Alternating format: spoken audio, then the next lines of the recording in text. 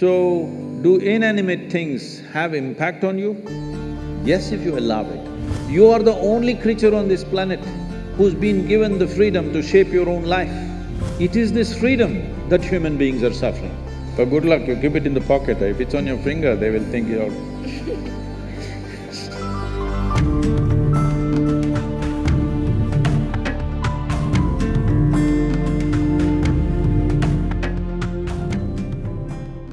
Sir, in the Indian society, when something goes wrong for, let's say, someone is not well, so there are three types of people. Ones who go to the hospital, then there are the ones who rush to the temples, and then there are the third ones who rush to the astrologers. So we are actually taught from the beginning that inanimate objects and things around us have the power to control our lives. For example, for example, my mother, when 2 to 3 years back, told me to wear a ring which had the gemstones. I still have it on, because, of course, because that's what mom has said. You need to take it off, otherwise the boys will think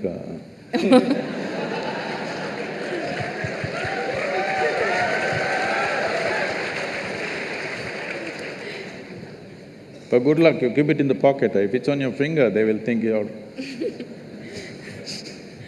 See, human life is made in such a way, particularly human life. For all the animals, nature has fixed clear-cut path, what they can do, what they cannot do. Their lives happen between two lines. They cannot go below that, they cannot go above that. Within that they live. That's why they look so sure and certain, and they're peaceful. Once their stomach is full, they're all peaceful. Do you see this? Hello? Are you on talking terms with me or no one? Do you see all the animals, once their stomach is full, they are peaceful. But human beings are thinking, or they're being taught that peace is the ultimate goal of life. A buffalo, full stomach, he sits peacefully. And for you, that is the ultimate goal, what a shame. What a buffalo can do with a stomach full of grass or whatever else he eats, you have to hold it as the ultimate goal. Is it not a shame, I'm asking you? But this is being taught like this, peace is the ultimate goal of your life. But coming to more fundamentals, if you're not peaceful today, can you enjoy your dinner today? No. Can you just enjoy walking down the street? Can you enjoy the company of a few people around you? No. If not ecstatic, at least you must be peaceful to enjoy anything in your life. So I'm asking, should it be the first step in your life or the last step in your life? Such people will only rest in peace. Now, do other things have influence on us, particularly inanimate objects? The gems and the diamonds and things like that, and also the planets. See, the nature of the planet has a certain influence on the life upon it. You will see on full moon days and new moon days, many animals behave in certain specific ways, simply because they're influenced by it. You know the whole ocean is rising.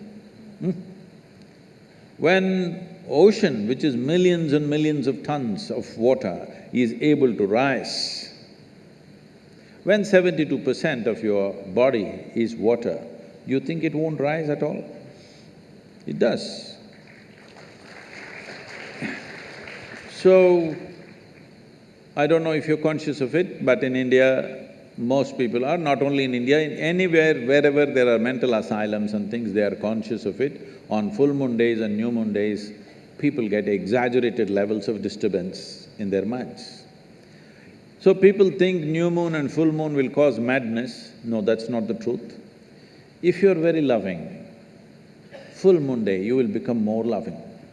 If you're very joyful, On a full moon day, you will become more joyful. If you're a little crazy, you'll get little more crazy. Whatever is your quality gets little hyped on that day. So those who are romantic, they want full moon day. Those who want to meditate, they want full moon day. Those who are a little mad, they don't want full moon day. Essentially, it's hyping things up a little bit. Of course, today there is another kind of textbook science which is going on, which doesn't observe anything except what happens in the laboratory. These people are going on saying, this is all rubbish, this, that. No, if you pay attention to your own body, you will know, without looking up, without looking at the calendar, you will know when is full moon day, when is new moon day, by yourself, simply if you pay sufficient attention to your own system, because it's visible in your system. Certain behavior is there. But with a human being, the problem is, or people seeing it a problem, any possibility, if you do not explore that possibility, in your eyes, it looks like a problem. What is a problem is always a possibility, isn't it? You don't like it? What is a possibility?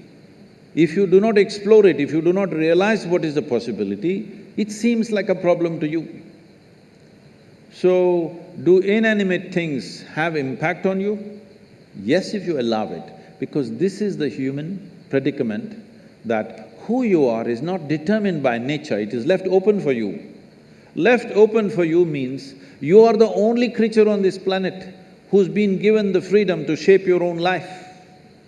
Is it a small thing? This is a product of millions of years of evolution that today, after all these creatures from a single-celled animal, after these millions of forms, here we are sitting, this is the only creature which can shape its own life the way it wants. Every other creature has to live by the laws of nature. We can shape our own lives. It is this freedom that human beings are suffering. If you're suffering your bondage, it's all right. If you're suffering your freedom, you're a disaster, isn't it?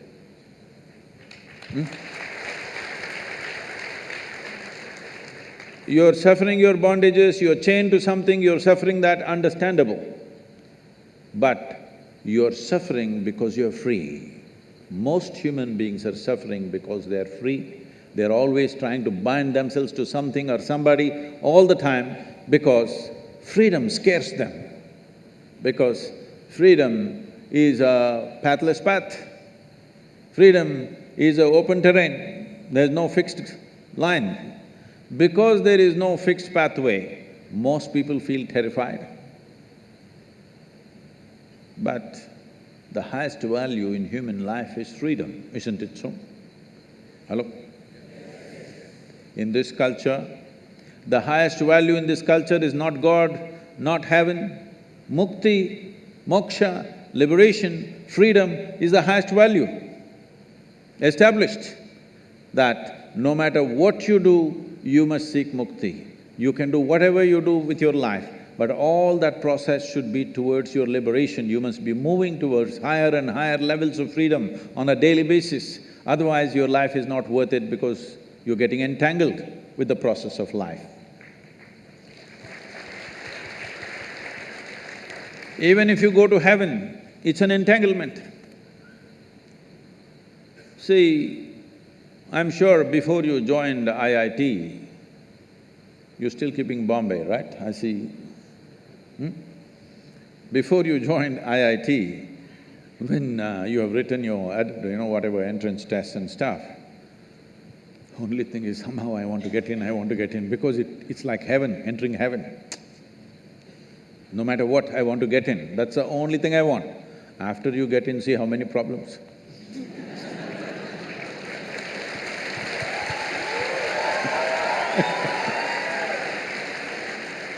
I'm asking you a simple question.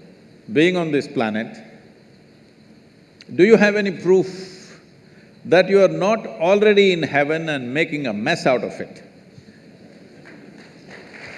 Huh? Do you have any proof? Suppose you took off from the solar system and looked down at the solar system, whatever these 12, 14 planets and satellites and works, does planet Earth definitely look like a heavenly body among all these? Yes or no? So you're already on heaven and making a mess out of it, and now you want to go to another heaven. This culture does not value heaven, does not value God, values only freedom. We want to be even free from the creation and the creator. Mukti, moksha is the ultimate value because this is not a philosophical value, this is not a religious value, this is something every life is longing for. Only thing is, most human beings are short-sighted that they long for it in installments. See, whatever people are seeking right now, if they have nothing, they will say, if I get 100 rupees per day, Shiva, that's all I want, that's a prayer. 100 rupees fell. 100 rupees, fine, 3 days, 100 rupees, fine. 4th day, only 100 rupees, Shiva. What's the problem with you? Are you so stingy? At least 1,000 rupees a day. Okay, 1,000 rupee note, is it in legal tender, 1,000 rupee note? Huh? No, okay, 2,000 rupees fell. I don't want to get into trouble with that. Where is 1,000 rupees falling for Sadhguru? Where does he have? No, 2,000 rupees fell. You asked for 1,000, 2,000 fell. Wonderful Shiva, fantastic. After 10 days, only 2,000 rupees. It doesn't matter how much it falls, something more, isn't it? This is not about money. People think it's about money. People think it's about wealth, power, pleasure, love, knowledge. No, these are all different currencies. Essentially, you're looking for expansion because you feel suffocated. If we keep you in the same place for too long, you feel suffocated, you want expansion. You want to be something more all the time. Yes or no? Always something more. Will you settle with fulfillment? No, you will look at the other planets, you will look at the new galaxies. So there is something within a human being which wants to expand limitlessly. That means it wants to be free, nothing else. Looking at this carefully, observing the nature of the life within, that it wants to expand in a limitless way, the only thing it is longing for is to become boundless. That means it's seeking freedom. That is why in this culture we established the highest value is mukti or moksha, which means liberation or freedom, not heaven, because heaven is just another place. Maybe little better accommodations, but same trouble after some time, isn't it?